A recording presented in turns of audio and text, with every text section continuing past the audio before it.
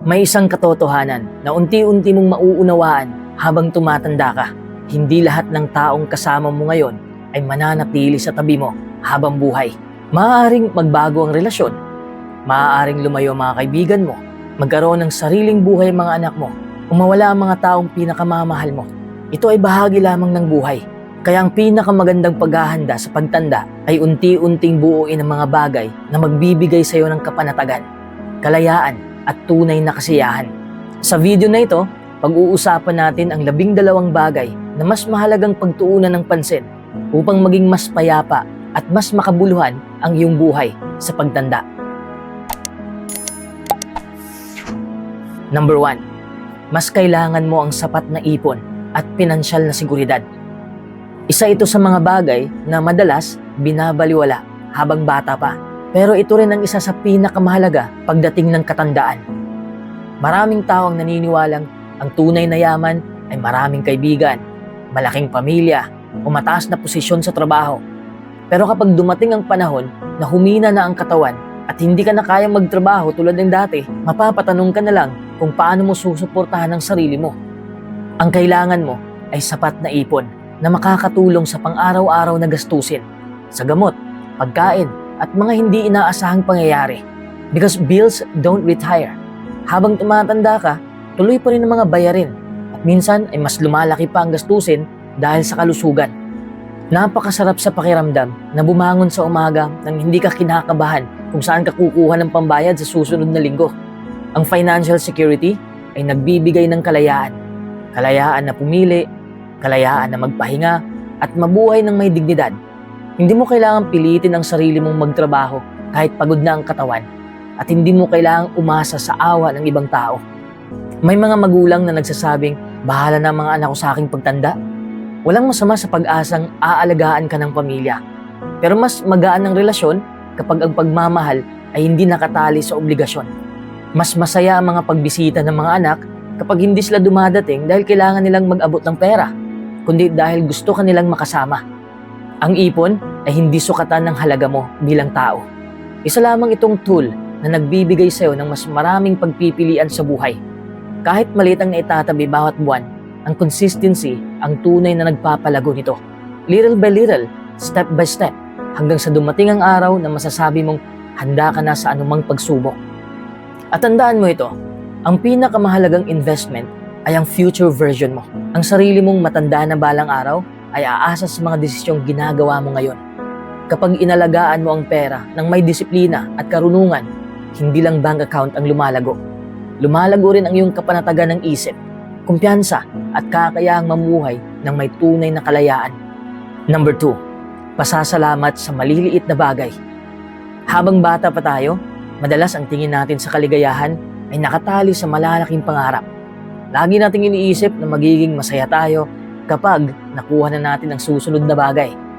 Pero habang tumatanda, unti-unti mong marirealize na ang tunay na saya ay hindi pala laging nasa malalaking tagumpay. Nasa maliliit na sandali ito na dati ay hindi mo napapansin. May mga ordinaryong bagay na nagiging extraordinary kapag natutunan mong pahalagahan.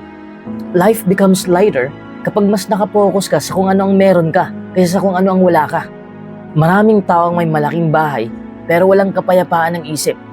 May iba namang hindi kalakihan ng kita pero bawat hapunan ay puno ng tawanan at pasasalamat. Doon mo makikita na ang contentment ay hindi nakukuha sa dami ng pag-aari kundi sa paraan ng pagtingin mo sa buhay. Kapag araw-araw mong sinasanay ang sarili mong magpasalamat, unti-unting nagbabago ang pananaw mo. Sa halip na isipin ng mga nawala, mas napapansin mo ang mga natitira. Sa halip na magreklamo sa bawat problema, mas nagiging matatag ka dahil alam mong may mga biyayang hindi nabibili ng pera. At sa katandaan, ang ugaling ito ay nagiging napakahalaga. Hindi na kailangan ng engranding selebrasyon para maging masaya. Isang tahimik na umaga, isang masarap na pagkain, isang tawag mula sa mahal sa buhay, o simpleng pagkakataong makita ang pagsikat ng araw ay sapat na para punuin ang puso ng kagalakan. Ang isang taong marunong magpasalamat ay bihirang maging mahirap sa kaligayahan dahil naiintindihan niya na ang pinakamagandang regalo ng buhay ay nasa mga simpleng sandali ito na madaling baliwalain. Ngunit kapag pinahalagahan mo, doon mo mararanasan ang tunay na peace. joy, and a heart that is genuinely full. Number 3, kapayapaan ng isip. Habang bata ka, madalas iniisip mo na ang tunay na kaligayahan ay nasa mas malaking sweldo, mas magagandang bahay, mas bagong sasakyan, o mas maraming tao sa paligid mo. Pero habang tumatanda ka, unti-unti mong mauunawaan na ang kapayapaan ng isip ang mas mahalaga kaysa sa lahat ng mga yon. Ano ang silbi ng malaking pera kung gabi-gabi ka namang hindi makatulog sa kakaisip ng ibang bagay? Ano ang halaga ng maraming kaibigan kung puno naman ng drama at stress ang bawat araw? At ano ang saysay ng tagumpay kung palagi kang nabubuhay sa takot, inggit at galit? At the end of the day, your greatest luxury is a peaceful mind. Darating ang panahon na mapapansin mong hindi mo na gustong makipagtalo sa bawat taong hindi sumasang-ayon sa'yo. Hindi mo na kailangan patunayan na tama ka sa lahat ng pagkakataon. Mas pipiliin mong manahimik kaysa masangkot sa walang katapusang argumento. Dahil alam mong mas mahalaga ang katahimikan kaysa sa pagkapanalo sa isang debate. Kapag may kapayapaan ng isip, mas nagiging magaan ang bawat umaga. Hindi ka nagigising na dala ang bigat ng sama ng loob o takot sa opinyon ng ibang tao. Natututo kang tanggapin na hindi mo kontrolado ang lahat ng nangyayari sa buhay. May mga taong aalis, may mga plano na hindi matutupad, at may mga pagkakataong kailangan mo lang mag-let go. Marami sa ating pagod dahil sa sobrang pag-iisip. Inuulit-ulit natin ang mga bagay na wala na tayong magbago. Binabalikan natin ang mga pagkakamali ng kahapon at kinakabahan sa mga problemang hindi pa naman nangyayari. Pero ang buhay ay nangyayari sa kasalukuyan, hindi sa nakaraan, at hindi rin sa mga what if ng bukas. Ang kapayapaan ng isip ay bunga ng pagpili. Pinipili mong magpatawad kaysa magkimkim ng galit. Pinipili mong lumayo sa toxic na tao kaysa manatili sa relasyong sumisira sa'yo. Pinipili mong maging kontento sa mga biyayang meron ka kaysa ikumpara ang sarili mo sa nakikita mo sa social media. That's real freedom. Sa pagdanda, mas mapapahalagahan mo ang tahimik na umaga. Simpleng pagkain kasama ang pamilya, maikling lakad sa labas, o isang tasa ng kape habang pinapanood ang pagsikat ng araw. Dati ay parang ordinaryong sandali lang ang mga ito, pero kalaunan, mauunawaan mong yun pala ang tunay na kayamanan ng buhay. Hindi lahat ng problema ay mawawala, at hindi rin magiging perpekto ang mundo. Pero kapag natutunan mong protektahan ang iyong isip laban sa sobrang stress, sobrang inggit at galit, magkakaroon ka ng isang puso na payapa, isang isip na kalmado, at isang buhay na kahit simple ay puno ng tunay na kasiyahan. Number 4, simpleng pamumuhay. Habang bata pa tayo, madalas nating iniisip na mas maraming gamit, mas malaking bahay, mas bagong sasakyan, at mas mamahaling mga bagay ang sukatan ng tagumpay. Parang laging may kailangang habulin, may kailangang bilhin, at may kailangang patunayan sa ibang tao. Pero habang tumatagal ang buhay, unti-unti mong marirealize na hindi pala dami ng pag-aari ang nagbibigay ng tunay na saya, kundi ang gaan ng pakiramdam kapag wala kang mabigat na dinadala. Simple living is not about being poor. It's about choosing what truly matters and letting go of everything that only creates stress. Hindi mo kailangan makipagsabayan sa uso o makipagkompetensya sa social media. Hindi mo kailangan bumili ng bagay na hindi mo naman kailangan para lang mapahanga mga taong panandalian mo lang makakasalamuha. Hindi mo kailangan bumili ng mga bagay na hindi mo naman kailangan para lang mapahanga mga taong panandalian mo lang makakasalamuha. Kapag simple ang pamumuhay mo, mas konti ang iniisip mo. Mas konti ang utang, mas konti ang maintenance, mas konti ang pressure, mas marami kang oras para sa mga bagay na tunay na mahalaga. Sa pagtanda, mas nagiging malinaw na ang tunay na kayamanan ay ang kakayahang matulog ng mahimbing dahil wala kang mabigat na alalahanin. Ang bahay na hindi man kalakihan pero puno ng katahimikan ay mas mahalaga kaysa mansyon na puno ng tensyon at pag-aalala. Maraming tao ang buong buhay na nag-iipon ng mga bagay na kalaunan ay iiwan din nila. Ngunit ang mga alaala, kapayapaan ng isip at mabubuting relasyon ang nananatiling mahalaga hanggang sa huli.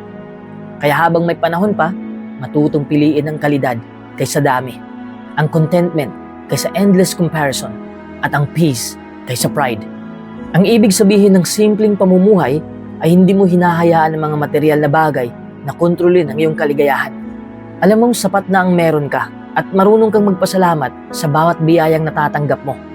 Mapapansin mong ang mga taong tunay na masaya ay sila ang mga taong marunong makontento, marunong magpahalaga sa maliliit na bagay, at marunong mabuhay ng hindi nakadepende sa opinyon ng iba. Dahil ang simpleng buhay ay isang uri ng kalayaan. Freedom from pressure, freedom from unnecessary stress, at freedom to enjoy every single day ng may magaan na puso at payapang isipan. Number 5, matatag na pananampalataya o layunin sa buhay. Habang bata ka, madaling malibang sa trabaho, sa negosyo, sa social media, o sa walang katapusang paghahabol ng tagumpay. Pakiramdam mo, laging may susunod na goal, may bagong achievement na dapat maabot, at may bagong pangarap na dapat tuparin. Pero habang tumatanda ka, unti-unti mong mapapansin na hindi lahat ng bagay ay kayang punan ng pera, ari-arian, o papuri ng ibang tao. Darating ang mga araw na tahimik ang bahay, konti na lang ang bumibisita, at hindi na kasing lakas ang katawan mo tulad ng dati. Diyan nagiging napakahalaga ng matatag na pananampalataya o malinaw na layunin sa buhay. Ito ang nagbibigay ng direksyon kapag naliligaw ka. Ito ang nagbibigay ng pag-asa kapag sunod-sunod ang problema mo, at lakas kapag pakiramdam mo ay wala nang natitira. It becomes your anchor kapag ang lahat ng bagay sa paligid mo ay nagbabago. Hindi ibig sabihin na mawawala na ang sakit, lungkot o pagkabigo. Pero ang isang taong may pananampalataya ay may kakayahang tumingin lampas sa kasalukuyang sitwasyon. Naniniwala siyang may dahilan ang bawat pagsubok at may liwanag na naghihintay pagkatapos ng dilim. At ang isang taong may malinaw na purpose ay hindi madaling mawala ng pag-asa dahil alam niya kung bakit siya nagpapatuloy. Maraming matatanda ang nalulungkot dahil pakiramdam nila wala na silang silbi. Pero kapag alam mong may layunin ka pa, nagiging makabuluhan ang bawat pagising mo. Ang totoo, ang buhay ay sinusukat sa lalim ng kahulugan nito. A strong faith and a clear purpose can give you peace that money cannot buy and success cannot guarantee. Kapag alam mo kung sino ka, ano ang pinaniniwalaan mo, at bakit ka nabubuhay, hindi ka basta-bastang matitinag ng mga pagbabago ng panahon. Maaaring humina ang katawan, kumonti ang kaibigan, at magbago ang mundo sa paligid mo. Pero ang puso na may pananampalataya at isip na may layunin ay nananatiling matatag. Yun ang uri ng kayamanang hindi maaagnas ng panahon at hindi kailanman mananakaw ng kahit sino. Number 6, paggalang sa sarili. Habang tumatanda ka, unti-unti mong mauunawaan na hindi lahat ng tao ay mananatili sa buhay mo. May mga kaibigan ang mawawala, may mga relasyon na magbabago, at may mga pagkakataong mararamdaman mong mag-isa ka. Sa mga sandaling yon, ang pinakamahalagang kasama mo ay ang sarili mo. Kaya kung wala kang paggalang sa sarili, mahihirapan kang harapin ang bawat araw ng may kumpiyansa at kapayapaan. Ang self-respect ay tungkol sa paniniwalang mas magaling ka kaysa sa iba. Ito ay ang kakayahang sabihin sa sarili mo, karapat-dapat din akong tratuhin ng may kabutihan, katapatan at dignidad. Kapag may paggalang ka sa sarili, hindi mo kailangang habulin ang approval ng ibang tao para lang maramdaman na may halaga ka. Maraming tao ang buong buhay na inuubos ang oras sa pagpapasaya sa iba. Lagi silang nag-a-adjust, laging nagbibigay, at laging nagsasakripisyo kahit sila mismo ay pagod na. Unti-unti nilang nakakalimutan ang sariling pangangailangan hanggang sa isang araw, pakiramdam nila ay wala nang natitira sa kanila. That's the danger of living only for other people's expectations. Ang taong may paggalang sa sarili ay marunong magsabi ng hindi kapag kailangan dahil alam niyang hindi niya kailangang isakripisyo ang kanyang kalusugan, ang kanyang oras at ang kapayapaan para lamang mapasaya ang lahat. Naiintindihan niyang hindi niya kontrolado ang opinyon ng iba, pero kontrolado niya kung paano niya pahalagahan ang sarili niya. Habang tumatanda ka, mas mahalaga ang peace kaysa popularity. Mas mahalaga ang tahimik na isip kaysa sa walang katapusang drama. Hindi mo na kailangan patunayan ang sarili mo sa bawat tao na makikilala mo. Kapag may paggalang ka sa sarili, mas madali mong matatanggap ang mga pagkakamali mo nang hindi mo kinamumuhian ang sarili mo. Matututo kang humingi ng tawad kapag nagkamali at magpatuloy ng may aral sa halip na mabuhay sa guilt at pagsisisi. You become your own safe place instead of your own worst critic. Maaaring magbago ang tingin ng mundo sa'yo habang tumatanda ka. Maaaring hindi ka na kasing lakas, kasing bilis, o kasing abala tulad ng dati. Pero kung nananatili ang paggalang mo sa sarili, walang sino man ang makakaagaw ng dignidad at halaga mo bilang tao. Dahil ang tunay na worth ay nakaugat sa paraan ng pagtrato mo sa sarili araw-araw. Number 7, disiplinadong pamumuhay. Maraming tao ang iniisip na ang sekreto ng masayang pagtanda ay swerte o magandang genes. Pero kung titingnan mo ang mga taong malakas pa rin ang katawan, malinaw pa rin ang isip, at positibo pa rin ang pananaw sa buhay kahit may edad na, mapapansin mong may isang bagay silang pare-pareho. Ano ang bagay na yon? Yun ay ang disiplina. Ang disiplina ay hindi glamorous. Hindi ito palaging exciting.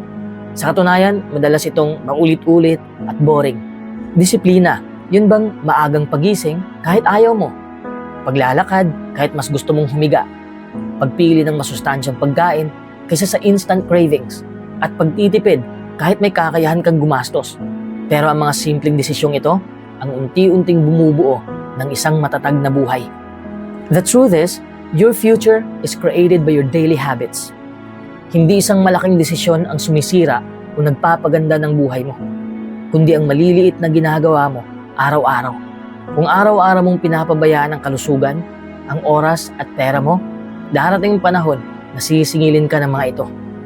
Ngunit kung araw-araw mo silang inaalagaan, darating din ang panahon na sila naman ang magbibigay sa'yo ng ginhawa. Habang tumatanda ka, mas nagiging mahalaga ang routine kaysa excitement. Ang kailangan mo ay isang simpleng sistema na nagpapanatili sa iyong malusog, produktibo at payapa. May kasabihan na you either suffer the pain of discipline or the pain of regret. Ang unang sakit ay pansamantala lang. Mahirap mag-ipon, mahirap mag-ehersisyo, at mahirap tumanggi sa mga bagay na alam mong makakasama sa'yo. Pero ang sakit ng pagsisisi ay maaaring dalhin ng maraming taon. Mas mabuting paghirapan ang tamang gawain ngayon kaysa magsisi kapag huli na ang lahat. Ang disiplinadong pamumuhay ay hindi nangangahulugang perpekto ka. Magkakamali ka pa rin. Magkakaroon ng araw na tatamarin ka. At minsan ay lalabag ka sa sarili mong plano. Pero ang mahalaga ay bumangon ka ulit at magpatuloy. Consistency beats perfection. Ang maliit na progreso araw-araw ay mas makapangyarihan kaysa sa isang malaking pagbabago na hindi naman nagtatagal. Ang disiplina ay isang uri ng pagmamahal sa sarili. Pinipili mong gawin ang tama ngayon dahil iniisip mo ang taong magiging ikaw sa hinaharap. At kapag dumating ang katandaan, bawat tamang desisyong ginawa mo ay magiging regalo sa sarili mo. Number 8, kalayaan sa paggawa ng sariling desisyon. Habang bata ka, madalas hindi mo napapansin ang halaga ng kalayaan. Sanay kang may nagsasabi kung ano ang dapat mong gawin. Pero habang tumatanda ka, unti-unti mong naiintindihan na ang isa sa pinakamalaking biyaya sa buhay ay ang kakayahang pumili para sa sarili mo. Napakasarap ng pakiramdam na magising sa umaga at ikaw ang magdidesisyon kung paano mo gugugulin ang araw mo. Kung gusto mong maglakad sa park, magbasa ng libro, magtanim ng halaman, o simpleng umupo sa harap ng bahay habang umiinom ng kape, walang kailangang hinga ng permiso. That is a different kind of freedom. Maraming tao ang buong buhay na nagtatrabaho para sa pangarap ng iba. Sinunod nila ang gusto ng pamilya, ang inaasahan ng lipunan, o ang dikta ng takot na baka husgahan sila. Pagdating ng katandaan, saka lang nila napagtanto na halos wala silang panahong nabuhay ayon sa sarili nilang kagustuhan. Ang kalayaan sa paggawa ng sariling desisyon, ibig sabihin ay meron kang kakayahang makinig, mag-isip at pumili ng landas na alam mong makakabuti para sa'yo. Hindi ka basta-bastang natatangay ng pressure, ng guilt o ng opinyon ng ibang tao.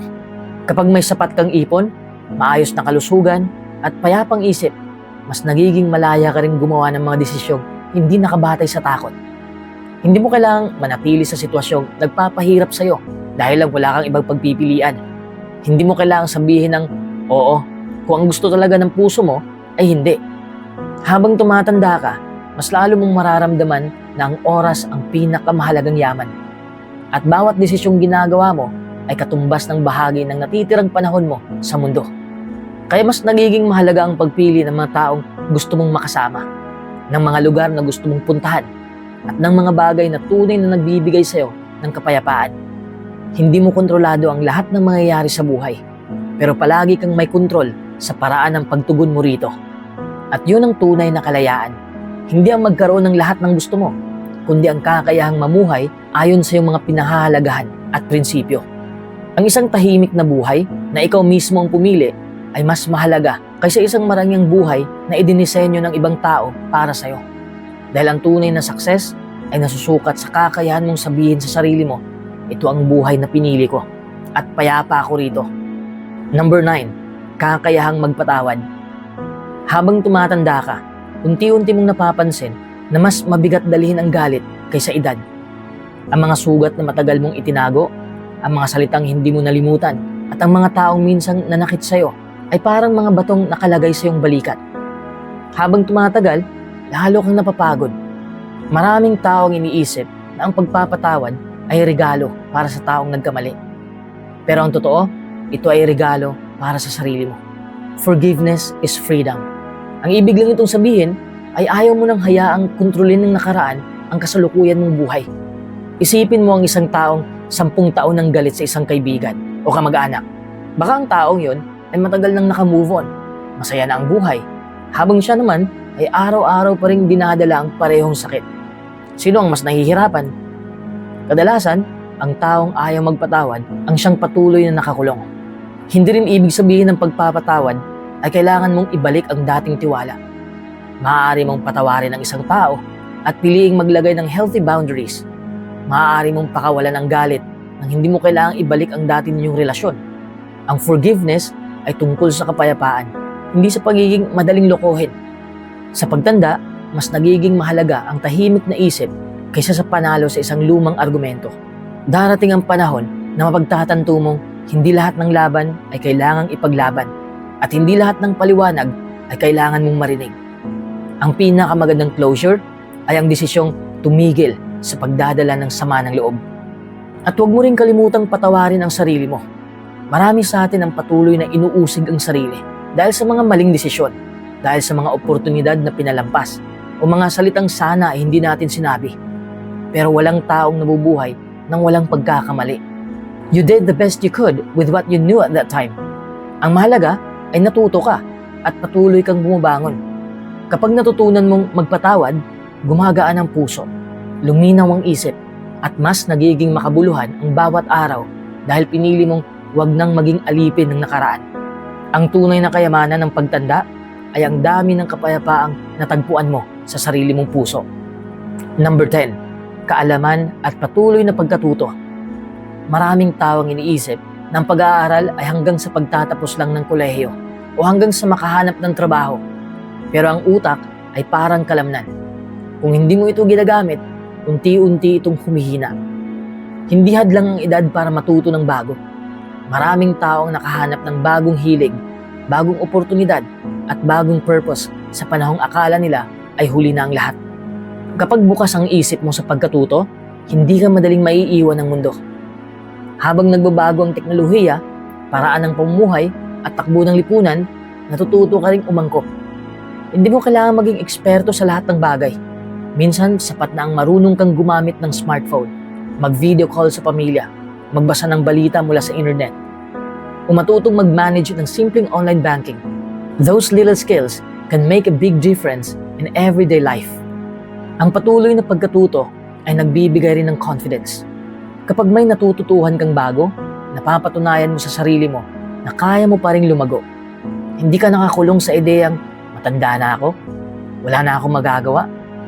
Sa halip, sinasabi mo sa sarili mo, may kaya pa akong matutunan, may kaya pa akong gawin. Mas nagiging makulay din ang bawat araw. Sa halip na paulit-ulit ang routine, may bago kang librong babasahin, bagong hobby na susubukan, bagong recipe na lulutuin, o bagong kasanayang aaralin. Curiosity keeps the mind alive. Habang interesado ka matuto, mas nagiging masigla ang pag-iisip at mas may excitement kang harapin ang bawat umaga. Hindi rin nasusukat ang karunungan sa dami ng diploma o titulo. Maraming tao ang mataas ang pinag-aralan pero hirap makisama. At marami ring simple lang ang edukasyon ngunit puno ng wisdom na hinubog ng karanasan. Ang tunay na pagkatuto ay hindi lang pagdaragdag ng impormasyon, kundi pag-unawa sa buhay, sa sarili at sa kapwa. Kapag tumatanda ka, mas napagtatanto mong hindi pala lahat ng sagot ay alam mo na. At yun ang kagandahan ng pagiging mapagpakumbaba. Habang patuloy kang natututo, patuloy ka ring lumalago bilang tao. Hindi tumitigil ang buhay dahil lang tumaas ang iyong edad. In fact, every day is still an opportunity to discover something new. Ang isang taong may bukas na isip ay hindi kailanman tunay na tumatanda. Maaaring humina ang katawan, magkaroon ng puting buhok, at bumagal ang mga hakbang. Pero ang isip na patuloy na naghahanap ng kaalaman ay nananatiling buhay, aktibo, at puno ng pag-asa. Learning is a lifelong journey, at ang pinakamagandang panahon para magsimula ay hindi bukas, kundi ngayon. Number 11, kakayahang maglakad at kumilos ng mag-isa. Maraming taong iniisip na ang tunay na yaman ay pera, bahay, o mga ari-arian. Pero kapag umabot ka sa edad na bawat hakbang ay may kasamang kirot at bawat simpleng gawain ay nangangailangan ng tulong ng iba, saka mo marirealize na ang pinakamahalagang kayamanan ay ang kakayahang gamitin ang sarili mong katawan.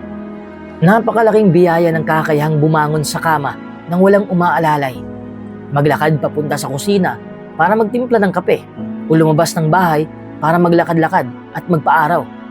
Mga simpleng bagay na madalas hindi natin pinapansin habang malakas pa tayo, pero nagiging priceless kapag tumatanda na. Hindi mo kailangan tumakbo ng marathon o magbuhat ng mabibigat na weights. Ang mahalaga ay nananatiling active ang katawan mo. Every step matters.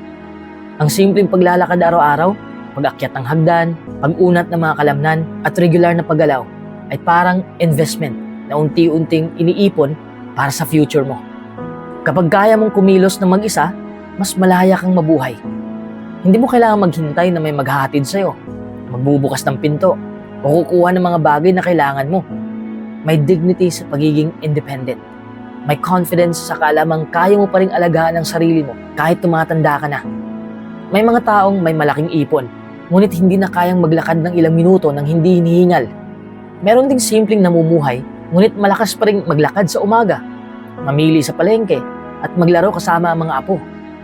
Hindi lang haba ng buhay ang mahalaga, kundi ang quality of life. Ang katawan ay parang sasakyan. Kapag palagi mong ginagamit ng tama at inaalagaan, mas tatagal ang serbisyo nito. Pero kapag lagi mo itong pinapabayaan, kulang sa galaw, at sobra sa unhealthy habits, mas mabilis itong masisira. You don't have to be perfect. Kailangan mo lang maging consistent. At tandaan mo ito, ang tunay na freedom ay ang kakayahang tumayo, maglakad, kumilos, at gawin ang mga simpleng bagay nang hindi umaasa sa iba. Kapag napanatili mo ang lakas ng iyong katawan, mas marami kang pagkakataong ma-enjoy ang buhay, makasama ang mga mahal mo, at harapin ang bawat araw ng may ngiti at pasasalamat. Number 12, sariling tahanan o ligtas na tirahan. Habang bata ka, maaaring isipin mong ang bahay ay simpleng lugar lang para matulog pagkatapos ng mahabang araw. Pero habang tumatanda ka, unti-unti mong mauunawaan na ang tahanan ay lugar kung saan ka nakakaramdam ng seguridad, ng katahimikan at tunay na pahinga. May kakaibang kapayapaan sa pakiramdam kapag alam mong may sarili kang lugar na maaari mong uwian anumang oras. Hindi mo kailangan mag-alala kung kailan tataas ang renta, kung may magpapalaya sa'yo, o kung saan ka pupunta kapag dumating ang mga mahihirap na panahon. That kind of security is priceless. Sa katandaan, mas pinahahalagahan mo na ang simpleng mga bagay. Ang isang komportabling upuan sa may bintana habang umiinom ng kape, ang maliit na hardin na ikaw mismo ang nag-aalaga, o ang paborito mong sulok kung saan tahimik kang nagbabasa o nagdarasal. Hindi mo kailangan ng mansyon para maging masaya. Kadalasan, ang tunay na ligaya ay matatagpuan sa isang simpleng tahanang puno ng katahimikan at mga alaalang ikaw mismo ang bumuo. Ang ligtas na tirahan ay nagbibigay rin ng independence. Kaya mong gawin ang gusto mong routine nang walang takot o pangamba. Maaari kang matulog ng mahimbing dahil alam mong nasa maayos kang lugar. Maaari kang gumising ng walang stress at harapin ang panibagong araw ng may kapanatagan ng isip. Maraming taong naghabol ng malaking bahay para ma-impress ang iba. Pero ang hinahanap pala nila ay peace. Isang lugar kung saan hindi mo kailangang magpanggap at maaari kang maging totoo sa sarili mo. At kung wala ka mang sariling bahay sa ngayon, huwag mong isipin na huli na ang lahat. Ang mahalaga ay unti-unti kang bumubuo ng isang ligtas at maayos na space na matatawag mong tahanan. Dahil sa paglipas ng panahon, Ang pinakamahalagang address ay ang lugar na nagbibigay sa iyo ng pakiramdam na payapa ka sa sarili mong tahanan. Sa katandaan, ang isang ligtas na tahanan ay isang blessing na nagbibigay ng dignidad, kalayaan at kapanatagan sa bawat araw na ipinagkakaloob sa iyo ng buhay.